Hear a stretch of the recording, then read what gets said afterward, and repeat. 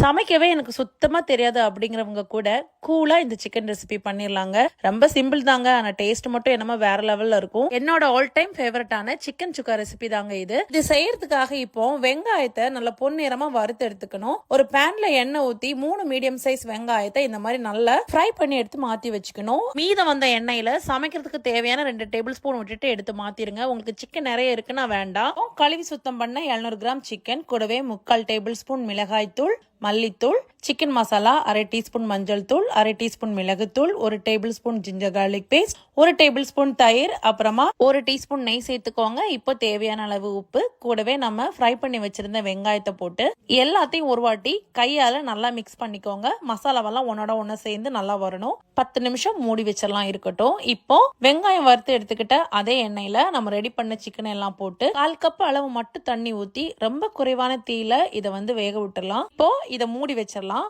அடிக்கடி திறந்துட்டு கலந்து விடுங்க.